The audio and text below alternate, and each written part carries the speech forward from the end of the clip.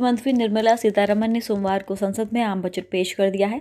आम बजट में ताजनगरी के हाथ खाली ही रहे। आगरा के लोगों को इस बजट से कई खास उम्मीदें थी जो पूरी नहीं हो सकी।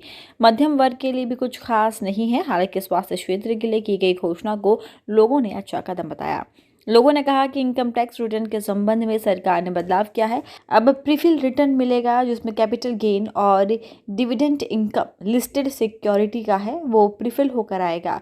इससे रिटर्न को सरलीकरण करने का प्रयास किया गया है। 75 साल से अधिक उम्र के बुजुर्गों को अब इनकम टैक्स नहीं भरना पड़ेगा। ये राहत भरा कदम है। वहीं प्रधानमंत्री स्वास्थ्य योजना के तहत 64,480 करोड़ रुपए आवंटित किए जाने की घोषणा हुई है जो सामान्य स्वास्थ्य सेवाओं से अतिरिक्त है। सामान्य स्वास्थ्य सेवाओं के लिए भी बजट बढ़ाया गया है जिससे साफ जाहिर है कि सरकार ने कोरोना काल में सबक लिया और माना कि स्वास्थ्य सेवाओं के लिए बजट कम है। ये बजट स्वास्थ्य सेवाओं में प्रगति लाएगा। ये बजट में बहुत एनकरेजिंग है और सेंसेक्स अगर ये बढ़ा है तो इसका मतलब पॉजिटिव साइन दिख रहे हैं।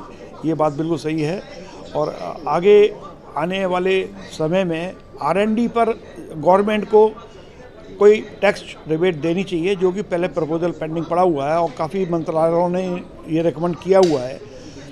R&D एक ऐसी चीज़ है, इससे प्रोडक्ट को अपग्रेड कर सकते हैं, लेबर कॉस्ट कम कर सकते हैं और विदेशों में अपने को कम्पिटिटिव बना सकते हैं अपने रेट। तो R&D पे फोकस बहुत ज़रूरी है। R&D में टैक्स रिबेट मिलनी चाहिए। जी बिल्कुल।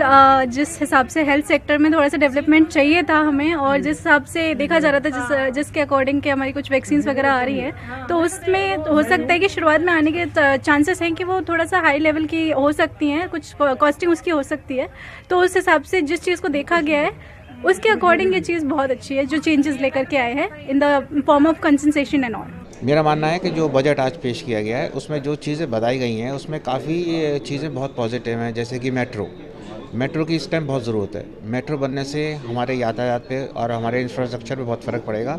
उसके बाद जो रोड मैप बनाया जा रहा है, जो इकोनॉमिक इन शहरों को रोड मैप से जोड़ा जाएगा, उससे ज़्यादातर हमारे पास बाहर जाएंगे और हमारा बिजनेस और बढ़ेगा। हमारे देश में बहुत फ़ायदा होगा इसको।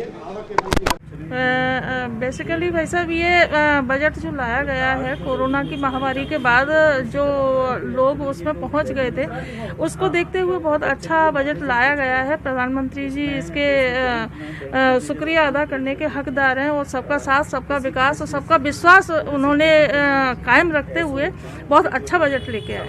आपको लगता था कि मोदी जी के होते रहते हुए कोई अनित हो सकता है? नहीं, मुझे नहीं लगता। अगर मोदी जी के रहते हुए कोई अनित ये होता तो मोदी जी दोबारा नहीं लाए गए होते जनता के द्वारा। और मुझे लगता है कि आगे भी मोदी जी को आना चाहिए, मेरा ऐसा पूरा अपना विश्वास है। स्टूडेंट होने के नाते मेरा सबसे ज़्यादा ध्यान शिक्षा पे ही था, सरकार क्या पेश करेगी, और सरकार ने बिल्कुल ध्यान रखा है शिक्षा का, चाहे वो उच्च शिक्षा हो, बेसिक शिक्षा हो, सैनिक स्कूल होंगे। तो मेरे ख्याल से शिक्षा के नज़रिए से, जिस नज़रिए से मैं देखती हूँ, सरकार ने काफ़ी अच्छा बजट पेश किया है। हमारी के बाद में जिस तरीके से बजट पेश किया गया है, मुझे लगता है कि सभी सेक्टर्स के लिए ये बहुत अच्छी अपॉर्चुनिटीज़ लेके आएगा और हमारी उभरती अर्थव्यवस्था में काफ़ी मदद करेगा। मोदी के 9वें बजट में आगरा के पर्यटन, पेठा, जूटा और अन्य उद्योग को बढ़ावा देने के लिए कुछ भी विशेष नहीं है। ताजनगरी में TDZ की बंदिशों के कारण यहाँ इलेक्ट्रॉनिक इंडस्ट्री लाने की उम्मीद थी, उस पर भी कोई घोषणा नहीं हुई है। जबकि आगरा के पर्यटन, जूता, पेठा और फाउंड्री उद्योग को कोरोना काल में हुआ है भारी नुकसान, जिस कारण आगरा के उद्यमियों को विशेष पैकेज मिलने की आस थी। साल 2020-2021 के आम बजट से बटेश्वर के लोगों को अटल एक्सप्रेस दौड़ने की उम्मीद काफ़ी थी, लेकिन इस बार भी उन्हें निराशा ही हाथ लगी। बजट को देखने के लिए संस्थानों ने बड़ी स्क्रीन लगाई थी। साजिद खान की रिपोर्ट।